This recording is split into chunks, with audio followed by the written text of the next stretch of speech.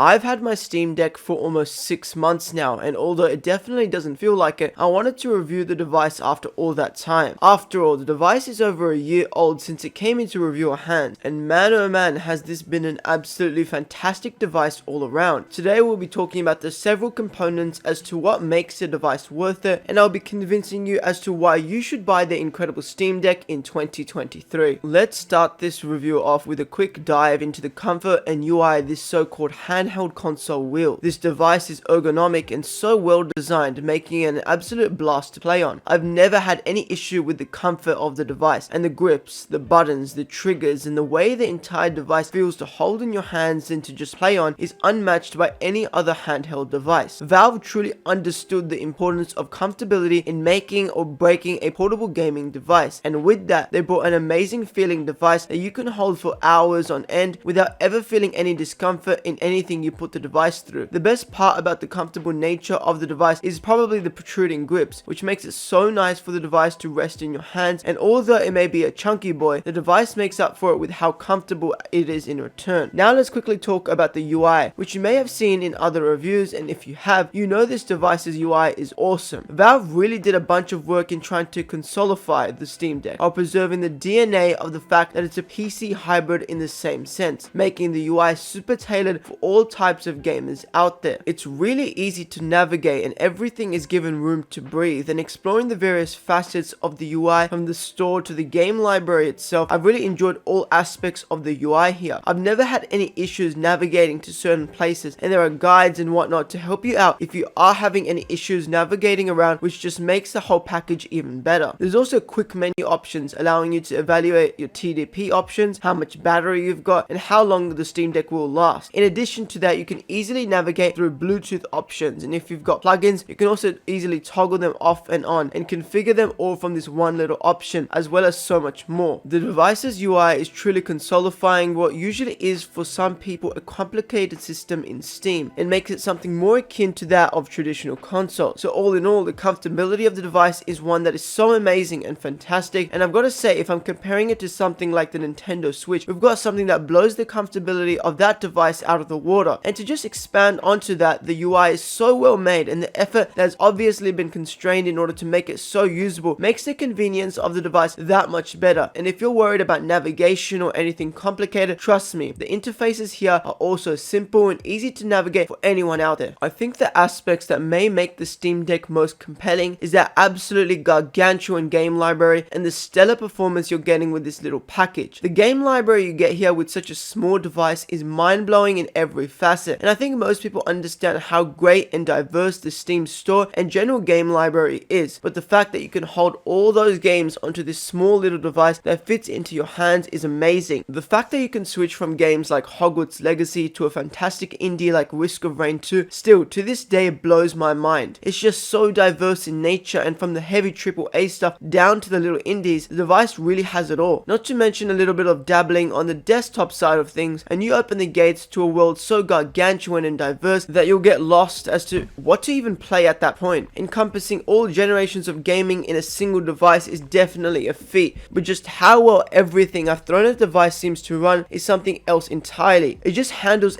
everything so well, and the fact that you can tailor performance through TDP options, and for the nerds out there that like to configure fan settings or whatever, you can do that too, I'm pretty sure. The configurable nature of the games you play on here makes the device prone to play things like you could never imagine. I still don't understand how something like Hogwarts Legacy even runs, and the fact that there's so many guides out there showcasing what settings you should use for certain games in order to either derive the best performance or the best battery life is just something more amazing in itself. I don't know how anyone could really not find something they like on the Steam store, and it really wields every single game you could ever think of, and even more in abundance. As well as this, more and more games enter early access to be eventually released, which you can play right on your Steam Deck. In addition to that, if you've already got a big Steam library like I did when I bought the device, it was just so convenient to log into my account, which only took a couple minutes at the max, and just go on to install everything and anything I wanted with no bottlenecks on the way to do so. To make the performance and the library aspect of this incredible device even better, there are many games that are Steam Deck verified, meaning that they've been tried and tested and are super ready for you to play on the deck in an absolute flawless manner. And even if a game isn't verified, it may not be because it can't run. There are other reasons, like the fact fact that it just hasn't been tested yet. I would say the majority of games I've finished on the device haven't even been verified or even tested in any capacity, but they've run absolutely flawlessly on the device, and I think that's truly a testament to the power that's been rocked in here. On top of the stellar performance and diverse game library, as well as your games on Steam, there are many simple tutorials out there showcasing how you can get something like the Epic Games Launcher or GOG running on the Steam Deck, so you can run your games easily through there, especially if you've been collecting those free games or been taking advantage of those sales and don't want to buy the game again. That option will always be available to you. Overall, this is easily my favorite aspect of the Steam Deck, and the game library is something I can never get bored of, especially with the backlog I've been building up over the years, in addition to the fact that the performance with this device is just out of this world, and I'll never not have fun just switching between different games and trying out how well they actually work. I think one of the biggest complaints with people in the Steam Deck is the so-called bad battery life, and in pretty much every scenario I've got to disagree with that statement. It's also because of my own use factor style, but I don't usually play in increments longer than an hour, so for me I just pump up all the performance stats as much as I can in order to get the best experience possible. But it really depends on the games you play. Sometimes I play indie games like Stardew Valley, and with that you can pull over 6 hours easily, and even AAA games can be configured and worked to a certain standard depending on what you want in terms of better performance or better battery life, and so it just really depends on how you tinker things around. The battery life here is quite good for most use factors, and it's really not a downside with the device in any way. Now let's wrap this up with the absolute value of the device in every aspect. Of course, I've already delved into its incredible performance, library, comfortability, and UI, and I've really just got to say this device is amazing in its value. For something like $400 you've got a device that's really got in all terms of being able to play any game that you want in any capacity, and although it may have cost me a lot more due to being in Australia, it's still been worth every penny since I've bought it. I think the correlation between how much you're paying for this device and what you got even at the base configuration is something truly remarkable, and at the dollar value of this device you really cannot get anything else quite like it, and I've got to recommend the device purely on that facet alone. Well, that's it from my Steam Deck review. I hope you enjoyed it, and I hope I was able to convince you as to why it's so damn obvious as to why you should purchase it for yourself. Its value and all of the features you get out of the purchase are unparalleled with any other gaming portable, and it's really something of its own league in terms of pure portable gaming and the power the device wields in everything it does. So if you were on the fence, just go out and pick up the device already. I promise you won't regret it in the slightest. Anyway, that's all from me for today's video. I'll see you all in the next one. Peace.